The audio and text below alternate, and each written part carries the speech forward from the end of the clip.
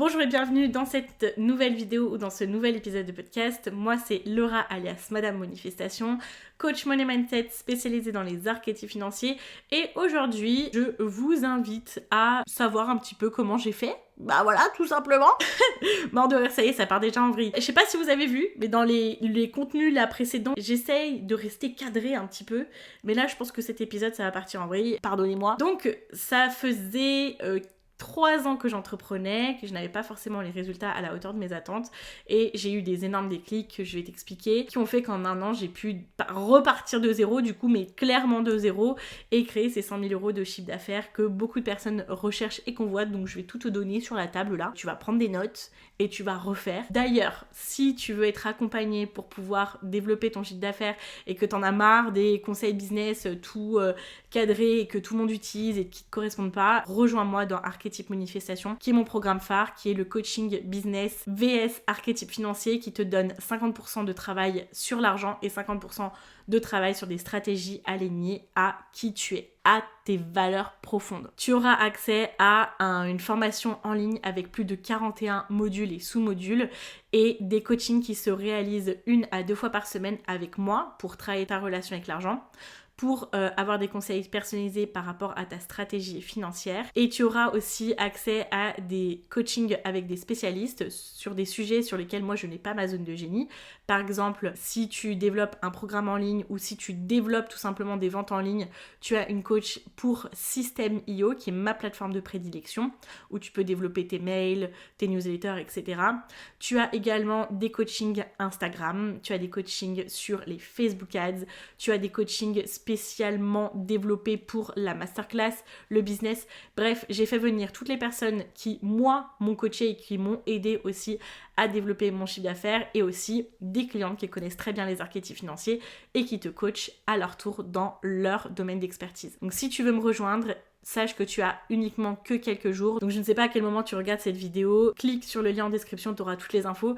Et si les inscriptions sont fermées, et bien là tu auras accès à la liste d'attente pour être prévenu lorsqu'on réouvre le programme. Attention, si tu me regardes là au moment où ça se fait, sache que c'est le dernier moment où le programme est accessible à 997 €. C'est du jamais vu d'avoir un programme business aussi pointu sur ta personnalité financière à 997 € seulement. Avec ce prix-là, tu as accès au coaching à vie, il faut savoir, et aussi à la plateforme de formation. Donc le prix va augmenter, il va vraiment augmenter. Donc sache que si tu te posais la question, si tu devais me rejoindre, et si tu as envie en fait que ton année 2025 ressemble pas à l'année 2024 et que tu veux vraiment avoir les résultats que tu recherches, rejoins-moi. Bon, dans cette vidéo, je vais te partager mon histoire par rapport à ça, mes erreurs, les moments d'inconfort, voire d'inconfort extrême. Je suis passée par des étapes auxquelles je souhaite à personne.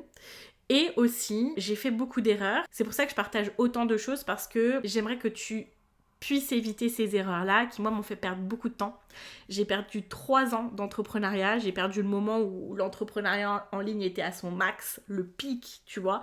Ça, j'ai perdu ce moment-là et je le récupérerai jamais. Par contre, je peux pas nier que mon histoire m'a pas forgée pour devenir la personne que je suis aujourd'hui, qui me permet de faire des années à plus de 100 000 € de chiffre d'affaires, qui va chercher aussi un autre palier de chiffre d'affaires maintenant, qui a fait un dernier lancement à plus de 24 000 € et qui a un coaching avec plus de 350 personnes. Donc je te partage tout ça, je te partage mes méthodes pour que tu ne fasses pas mes erreurs et que tu puisses avoir le meilleur de ce que j'ai à te donner et toutes mes astuces. Donc tout a commencé quand j'étais en Nouvelle-Zélande, il y a de ça 8 ans maintenant. J'ai jamais eu de problème pour faire rentrer l'argent, entre guillemets, en étant salariée, mais j'avais beaucoup de problèmes pour le garder. J'étais une vraie panier percée et je ne savais pas encore que c'était ma Maverick qui faisait des siennes. Et en fait, quand j'étais en Nouvelle-Zélande, j'ai vraiment eu une épiphanie. J'étais fille au père et donc du coup mes revenus étaient beaucoup plus limités. Moi qui ai cet attrait pour l'argent, enfin je m'en rendais pas compte à ce moment-là.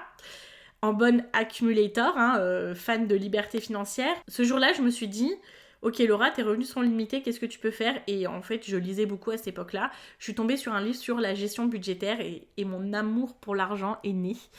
En parallèle, j'ai commencé à regarder plein de vidéos d'entrepreneurs, des digital nomades, des personnes qui investissaient, des personnes qui faisaient du coaching, etc. Et là, c'est là où je me suis fait la promesse de revenir en Nouvelle-Zélande le jour où je serai moi-même digital nomade. J'ai pu le faire l'année dernière où je suis allée vivre là-bas 1 mois avec cette vie de digital nomade, donc la boucle était bouclée, j'ai envie de te dire. Mais à ce moment-là, en fait, j'avais du chemin à parcourir, hein, je peux te dire, ça a pris 8 ans. Et c'est là que mon aventure avec l'argent a commencé. J'ai continué à me dire, ouais, je veux entreprendre tout ça. Je suis rentrée en France et à chaque fois, je me disais, je vais prendre un travail et je vais développer mon business à côté.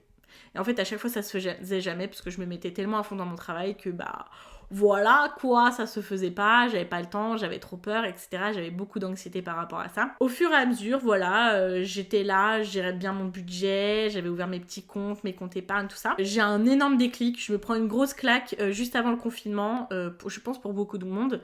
Je me fais licencier pour raisons économiques, pour des raisons qui n'étaient même pas ma faute. Et ça faisait 3 mois que je me donnais à fond pour cette entreprise-là. Alors j'en veux pas aux gens, hein. De toute façon les choses sont passées, elles se sont passées et c'est ce qui a fait mon déclic, donc je les remercie finalement. Et en fait ce jour-là on me dit Laura écoute tu vas devoir partir puisqu'on va fermer la société, même si t'as beaucoup travaillé. Et c'était vraiment la veille du confinement. Je me revois vraiment, si vous voyez la meuf comme dans un film, je suis partie. Ils m'ont dit tu peux prendre ta journée si tu veux pour te remettre de tes émotions. Je suis partie et là, je me suis dit, j'en ai ma claque. J'en ai ma claque de travailler pour les autres, j'en ai ma claque de tout donner en fait, et qu'à la fin de la journée, tout le travail que j'ai fait n'ait servi à rien. Et en tout cas qu'il ne m'ait pas servi à moi. Je suis allée je sais même plus le nom de la boutique parce qu'à ce moment-là je travaillais du coup à Genève, une boutique vraiment du centre-ville qui vend des livres, tout ça. Et j'ai acheté, écoute-moi bien, 200 francs, parce que du coup on est en Suisse, j'ai acheté 200 francs de livres business et je suis rentrée et vraiment je me croyais dans un film. Là j'ai dit, là c'est terminé et tout. Maintenant je lance mon business, maintenant c'est pour moi que je bosse et tout, je suis rentrée avec mes livres. Et après, je suis rentrée chez mes parents parce que du coup, j'avais posé ma dédite parce que j'étais censée récupérer un nouvel appartement, parce que j'étais censée finir ma période d'essai. Bref, gros chamboulement. Et là, du coup, je me retrouve pendant le confinement chez mes parents. Accessoirement, à ce moment-là, je fais beaucoup de sport, je perds beaucoup de poids et j'écoute beaucoup de podcasts. Et là, je me dis, mais en fait, il n'y a pas de podcast qui parle d'argent de la façon dont j'aimerais qu'on en parle. J'entends que des épisodes de podcast de personnes qui viennent déjà d'un milieu assez aisé, qui ont quand même pas trop de blocage avec l'argent, ou alors homme blanc de 60 ans qui va parler avec des termes alambiqués d'argent alors que c'est totalement simple et qu'il faudra un moment décomplexifier le sujet de l'argent. Et je me suis dit, vas-y, lance ton podcast. Et c'est comme ça qu'en 2020, j'ai ouvert mon auto-entreprise et que j'ai commencé à développer mon podcast. Et à ce moment-là, je me disais que mon podcast, c'est ce qui allait me permettre de vivre. Je me trompais. Parce qu'aujourd'hui, si je vous montrais les relevés Ocha, je pense que je suis à 1,50€ tous les mois de revenus Ocha, donc par rapport à mon podcast, donc c'est assez hilarant, même si, attention, je ne crache pas sur l'argent que je reçois. Mais c'est voilà, comme quoi, je pars de loin. Et en fait, pendant un an, vraiment, j'ai fait, je pense, jusqu'à 90 épisodes en un an, 90 épisodes de podcast, et j'ai vendu peanuts. Rien vendu. Je pensais que j'avais un business, mais en fait pas vraiment parce que j'avais rien à vendre. Et c'est rigolo parce que vraiment je regarde mon passé avec beaucoup de bienveillance, mais aussi c'est très rigolo parce que je me dis mais j'ai tellement évolué dans mon état d'esprit et dans ce que je fais et dans mes actions que je remercie cette Laura qui s'est lancée, parce que si cette Laura-là n'avait pas fait ces actions-là, je serais pas là à vous parler aujourd'hui. Mais voilà, c'est rigolo. Et du coup, pendant un an, j'ai rien vendu. Donc, premier coup de pied aux fesses à toutes les personnes qui me regardent et qui m'écoutent. Si vous avez une idée de business, si vous êtes lancé, etc., que vous préparez une offre, etc., arrêtez de procrastiner le lancement. Arrêtez de procrastiner la vente. Parce que moi, j'ai perdu un an. Alors oui, j'ai développé une belle communauté, j'ai des personnes qui étaient engagées, mais j'ai des personnes qui me disaient « Ouais, trop bien Laura, j'adore ce que tu fais. » Du coup, j'ai investi chez Intel qui m'a aidé à gérer mon budget, parce qu'à l'époque, je parlais de budget. Et donc, trop bien, j'ai pu faire ça. Donc, en fait, moi, j'ouvrais la voie. Je décomplexifiais le sujet de l'argent. J'ai lancé la trend du calendrier de l'Avent des podcasts, en passant. Et en fait, ça profitait à tout le monde. Et moi, tout le monde me disait « Oh Laura, c'est trop bien ce que tu fais, t'es trop géniale et tout. » Mais à la fin, je gagnais peanuts, voilà. Et ça, c'était ma connector qui avait du mal à mettre un lien monétaire entre les gens et moi. Je me mentais à moi-même et je pensais que tout ce que je donnais, à un moment donné, ça allait me revenir, mais en restant comme ça. Oui, ça m'est revenu, mais il a fallu que je mette en place des autres actions. Et donc, la première action que j'ai faite, merci à cette cliente. Ça a été une première personne qui m'a dit « Laura, coucou, j'adore tes podcasts, je t'ai découvert à tel endroit, tout ça.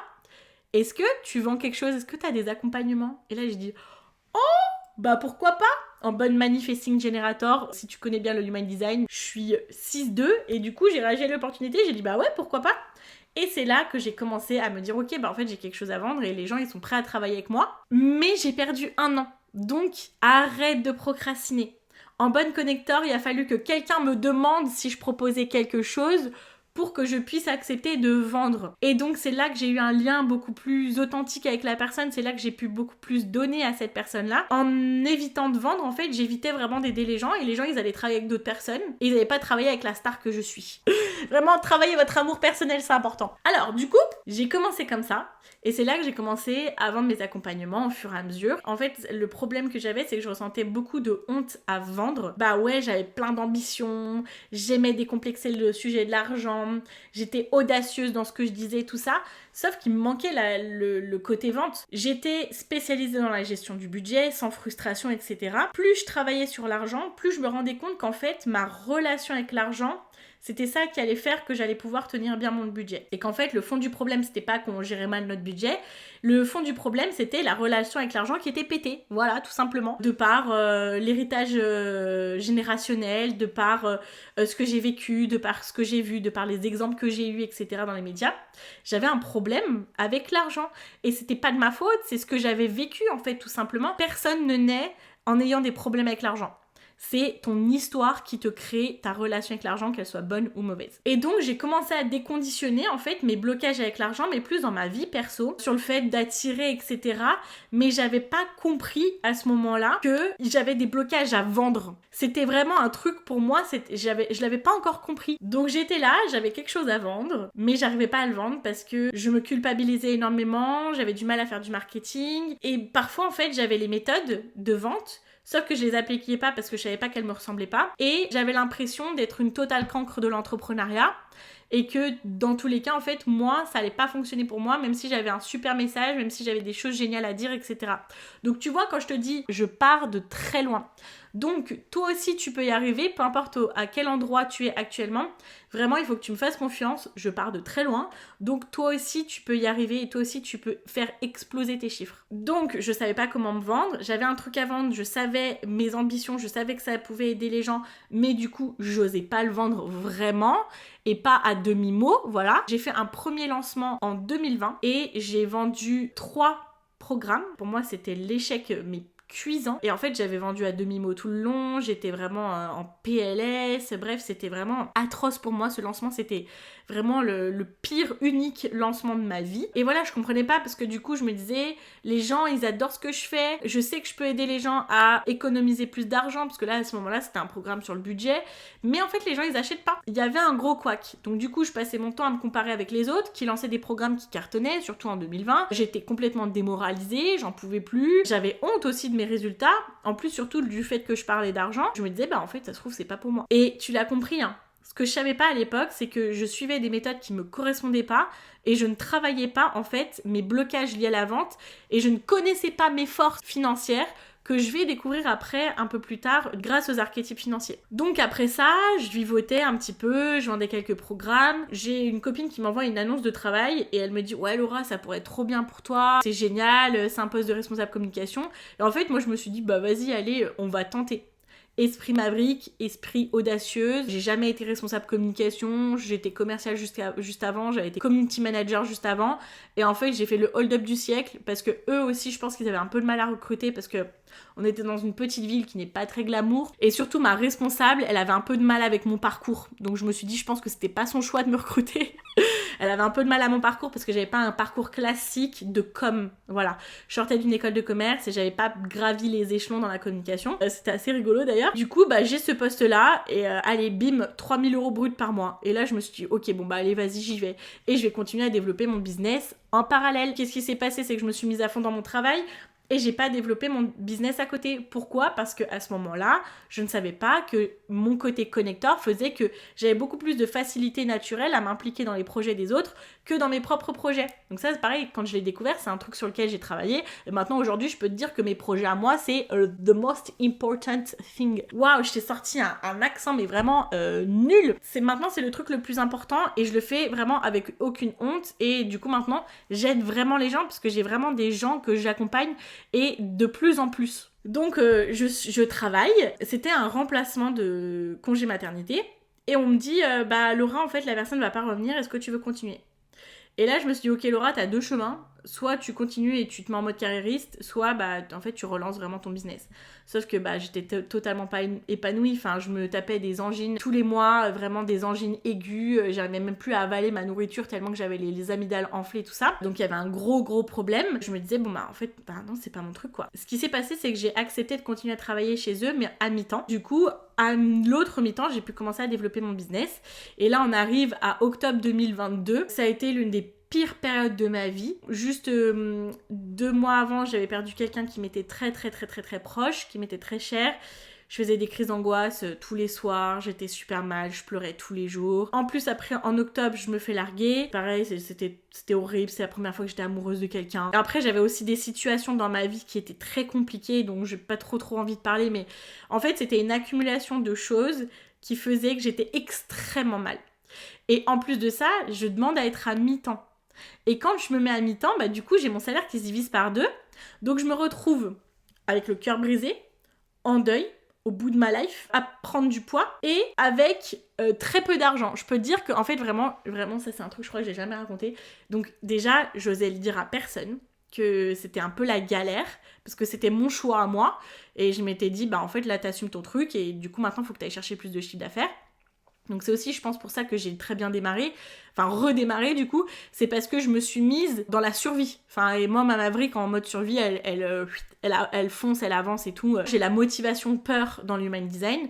Donc du coup, là, j'étais là en mode, là, Laura, si tu continues comme ça, là, en fait, tu pourras pas manger. Donc j'osais le dire à personne et tout. Et je pense que mes parents, ils voyaient bien que c'était compliqué financièrement. Et vraiment, il y a eu une semaine où, en gros, j'avais plus de thunes pour aller faire des courses. Vraiment, je crois que j'en ai parlé à personne.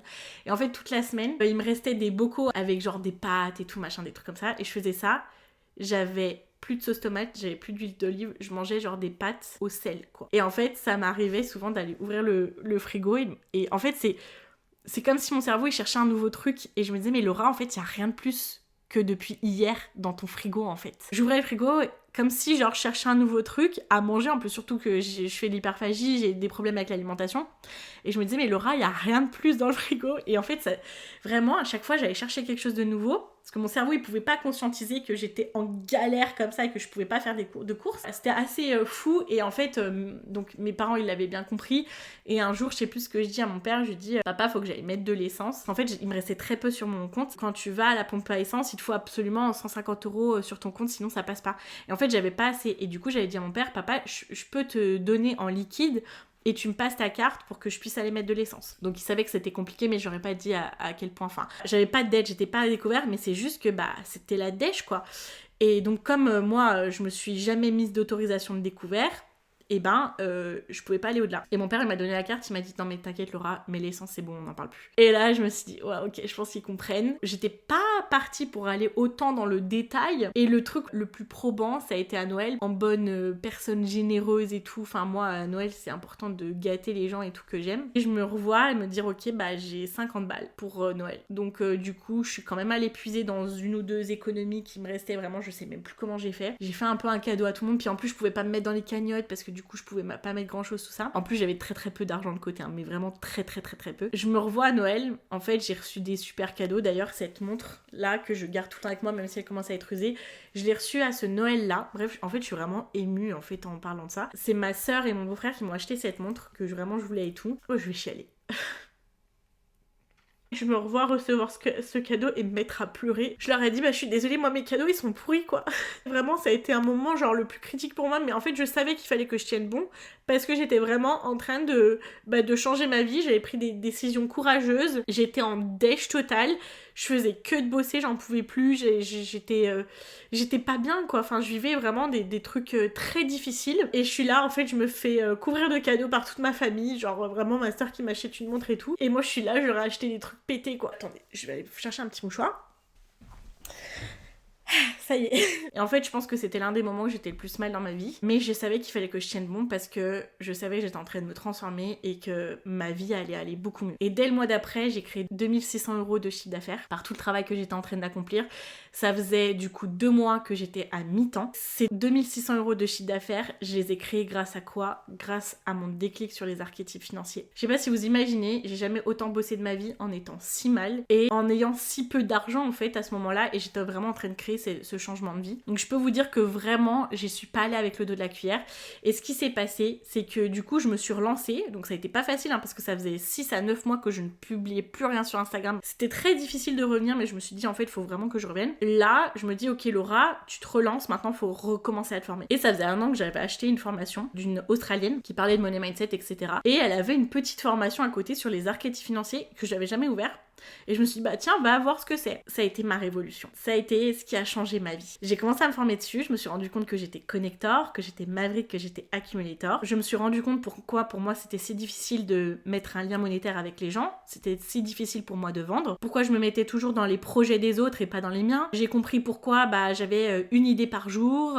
J'ai compris pourquoi aussi j'avais beaucoup peur d'investir. J'ai compris pourquoi le marketing pour moi c'était compliqué, tout ça. Et j'ai travaillé sur ces éléments-là et j'ai découvert des forces de malade mental. Et en fait, je me suis posée sur une méthode, je me suis posée sur une force et j'y suis allée à fond.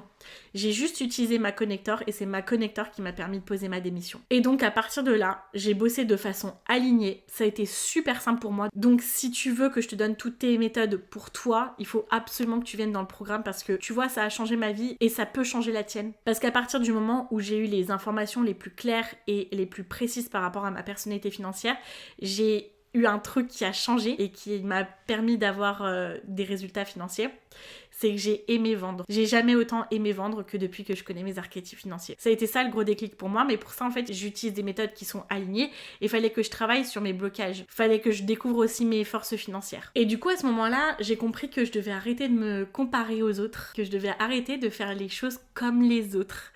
J'ai compris qu'en fait mon chemin il était unique, déjà qu'il fallait que j'arrête de me culpabiliser par mes erreurs du passé, que ça faisait 3 ans que j'avais ouvert mon auto-entreprise et que je vivais pas encore mon business. J'avais pas les informations.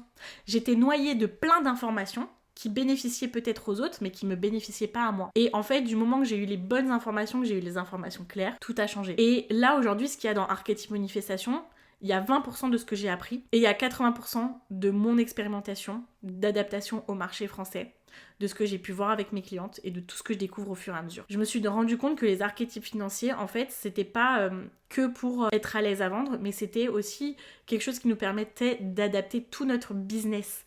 Donc avoir une offre qui est totalement adapté à qui on est, parce que y a certains archétypes financiers qui sont pas du tout doués dans l'engagement long terme, par exemple, dans leur programme. Et il y a des archétypes financiers qui aiment drop un produit et retourner dans son atelier créatif et redrop d'autres produits. Je me suis rendu compte qu'on pouvait totalement adorer faire des mails, il fallait juste comprendre comment faire des mails qui nous ressemblent. Je me suis rendu compte que tout le monde pouvait faire des masterclass, sauf qu'il fallait arrêter de vouloir faire des masterclass comme les autres, que moi, mes masterclass, en fait, j'ai fait des masterclass qui me collent à la peau et qui me ressemblent, mais pas comme les autres en fait. Donc quand j'ai compris qu'il fallait que j'arrête d'utiliser les méthodes des autres et qu'il fallait que je les adapte à qui je suis, et quand j'ai compris comment le faire, ça a changé ma vie et ça m'a permis d'avoir tout cet écosystème qui me permet d'aller chercher les 100 000 € de chiffre d'affaires. Du coup, qu'est-ce qui s'est passé? C'est qu'à partir de janvier, j'ai commencé à vendre. J'ai posé ma démission en avril, j'ai pu quitter le travail en juin et j'ai fait mon premier lancement en collaboration avec ma business partner, du coup, Audrey de ma marque Macom, à 22 000 € de chiffre d'affaires. En fait, ça a été une succession d'énormes transformations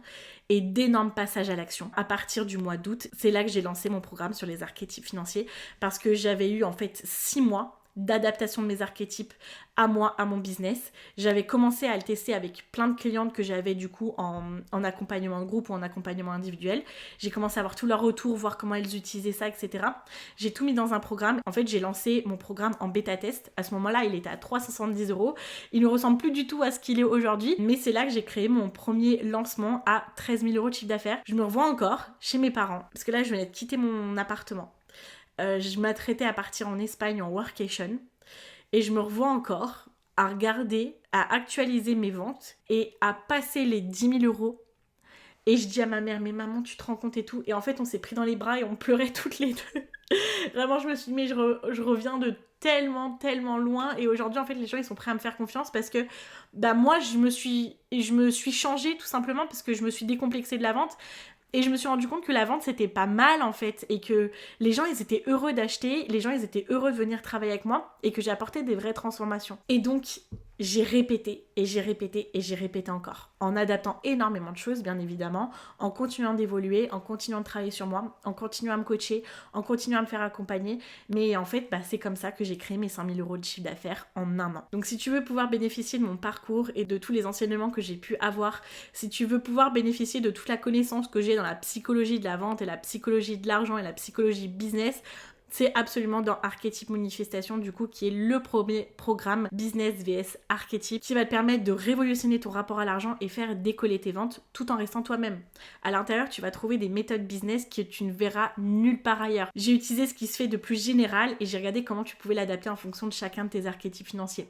Tu vas trouver une clarté incroyable et tu vas savoir en fait comment avancer et comment déclencher tes premières ventes. Donc j'espère que cette vidéo t'a plu. Je pense que je vais faire un peu plus de vidéos sur mon histoire, parce que je pense qu'il y a une grosse idée reçue que les gens qui font beaucoup d'argent, ils viennent de milieux comme ça, qui ont des parents aisés ou pour qui ça a toujours été facile de vendre, qui ont eu du succès tout de suite comme ça, tout ça. Bah c'est pas le cas. Et je veux te montrer que bah moi aussi je pars de loin, et qu'aujourd'hui je passe mon temps à parler d'argent, qu'aujourd'hui j'assume totalement vendre, qu'aujourd'hui j'ai du fun à vendre et j'ai du fun à restituer, à avoir des clients en fait. Je vais au-delà de mes peurs de gérer mon entreprise. Ça fait 3 mois que j'ai ouvert mon entreprise, c'est chiant, il y a de la compta, machin, tout ça, mais en fait je sais gérer. Et maintenant, j'ai pris confiance en ma capacité à gérer. Et si je fais des erreurs, c'est pas grave. Donc, tu peux me rejoindre dans Archétype Manifestation. Il te reste encore quelques jours. Si tu veux pouvoir faire partie de mon monde et aussi pouvoir être coachée au quotidien avec moi. Et puis, j'espère que cette vidéo t'a plu. Je pensais pas du tout me mettre à chialer vraiment honnêtement dans cette vidéo ou dans cet épisode de podcast. Si ça t'a plu, n'hésite pas à me mettre une bonne note sur la plateforme sur laquelle tu me regardes ou un pouce en l'air. Et puis, je te dis à très vite dans une prochaine vidéo ou un prochain épisode. Ciao, ciao. Excuse-moi, je sais que d'autres avant moi ont fait le test et qu'ils n'ont pas aidé mes plans, mais je t'en prie reste, laisse-moi trouver.